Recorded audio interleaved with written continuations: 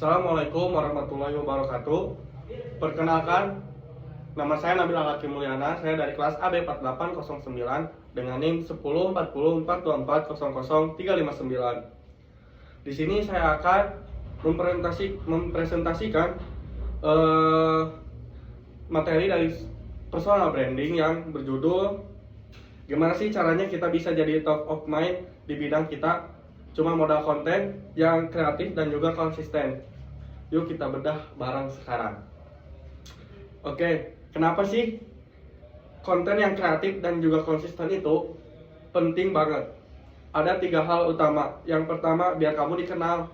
Ya, biar orang-orang pada tahu kamu itu siapa. Di tengah banyaknya informasi, kamu juga harus menonjol. Yang kedua, kamu harus bangun trust.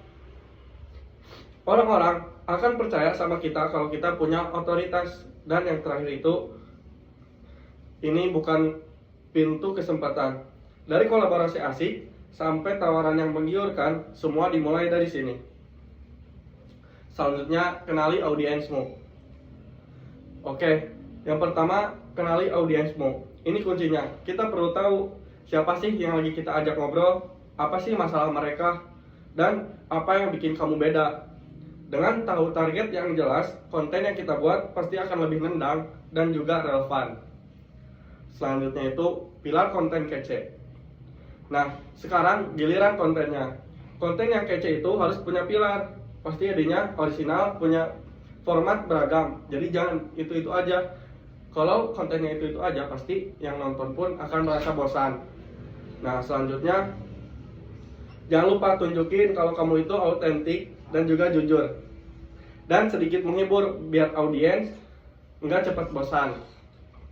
Oke, yang kelima yaitu adalah quotes. Ada satu kutipan yang selalu saya pegang. Konsistensi adalah jembatan untuk mengantarkan kita kepada tujuan dan pencapaian.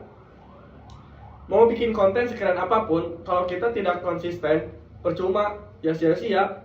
Jadi konsisten itu adalah wajib hukumnya. Selanjutnya, pilih lapakmu.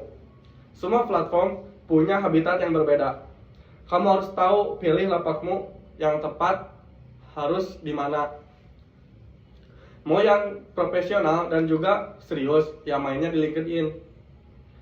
Suka yang visual dan juga menyentuh Gen Z, ya mainnya di IG dan juga TikTok. Sedangkan mau membuat tutorial panjang dan edukasi yang mendalam, ya contohnya di YouTube. Jadi jawabannya sesuaikan kontenmu dengan tempatnya. Selanjutnya, sebarin kontenmu. Sekarang konten udah oke. Jangan lupa, jangan cuma disimpan. Sekarang waktunya sebarin kontenmu. Lakukan share aktif di semua channel. Cari kesempatan kolaborasi dengan yang lain. Dan pastikan kontenmu se-friendly dan gampang dicari orang. Kalau perlu, bangun email list sendiri biar lebih personal. Selanjutnya, bangun komunitas. Ingat, personal branding itu bukan cuma untuk ngomongin diri sendiri, tapi soal interaksi. Jadi kita harus bangun komunitas. Jangan cuma monolog. Balasin komentar, ajak diskusi, dan bikin mereka ngerasa jadi bagian dari cerita kita. Audiens yang merasa dihargai pasti akan menjadi brand advokat terbaikmu. Berikutnya, pantau progresnya. Yang terakhir, pantau progresnya.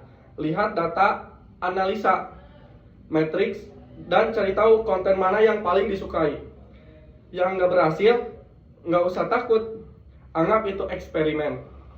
Dengan pantauan rutin, kamu bisa terus inovasi dan juga otoritas kamu naik kokoh dari waktu ke waktu.